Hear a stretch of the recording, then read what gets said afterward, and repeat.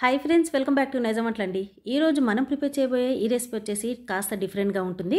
And ఇది వచ్చేసి restaurant స్టైల్లో మనకి ఏ విధంగా అయితే ఉంటుందో అదే టేస్ట్ వస్తుంది. చాలా టేస్ట్గా వస్తుందండి. అది కూడా ఏంటంటే ఇది రైస్లోకి, పుల్కా, చపాతీలోకి ఎందులోకైనా రుచి మాత్రం అదిరిపోవాల్సిందే.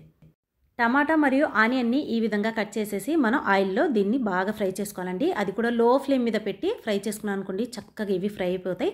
అలా అనేసి మీడియం ఫ్లేమ్ మీద పెట్టి హై ఫ్లేమ్ మీద చేసేస్తే ఇదేంటంటే తొందరగా మాడిపోతాయి అన్నమాట. లో ఫ్లేమ్ మీద చక్కగా ఇవి ఫ్రై అయిపోతాయి అండ్ టేస్ట్ కూడా చాలా బాగుంటుంది.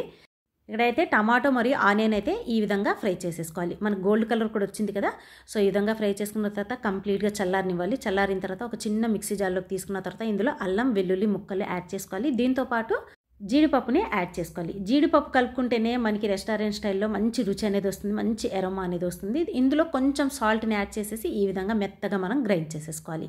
సో ఈ విధంగా గ్రైండ్ చేసేసి కాస్త మనం దీన్ని పక్కన పెట్టేసి దీంతోపాటు నేను కప్పు నిండా పొటాటో ముక్కల్ని తీసుకోవాలి. ఈ ముక్కలు వచ్చేసి మనకి ఈ సైజులో కట్ చేసుకోవాలండి. చిన్న చిన్న సైజులో కట్ చేసుకుంటే తొందరగా ఉడికిపోతాయి, మనకి ఎక్కువ టైం కూడా పట్టదు.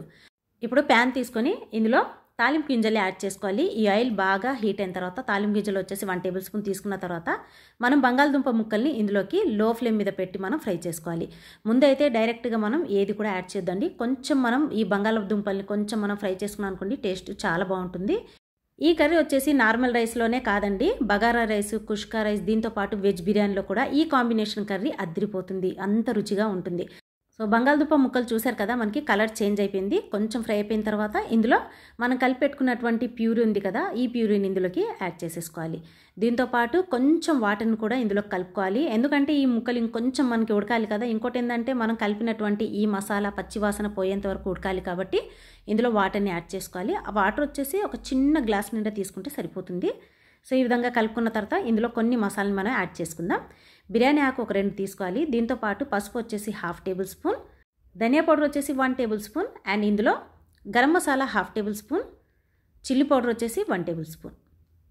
సో ఈ విధంగా మసాలా మొత్తం తీసుకున్న తర్వాత కొంచెం మనం మిక్స్ చేసేసి లో ఫ్లేమ్ మీద పెట్టేసామనుకోండి, చక్కగా ఇది ఉడికిపోతుందండి.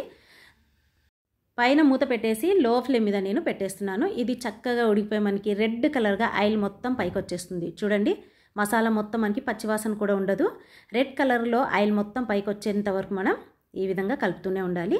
ఇప్పుడు మనకి ఎంతైతే గ్రేవీ కావాలో అంత ఇందులో పెట్టుకున్న తర్వాత నేను పైన కొత్తిమీరని యాడ్ చేసేస్తున్నాను. చూసారు కదా, చాలా స్పెషల్గా కనిపిస్తుంది కదా. మరి రైస్, పుల్కా, చపాతీలోకి ఈ కాంబినేషన్ కర్రీ ఎలా ఉందో ప్లీజ్ నాకు కామెంట్ చేయండి. మీకు నచ్చినట్లయితే లైక్ చేసి సబ్స్క్రైబ్ చేయడం మర్చిపోకండి.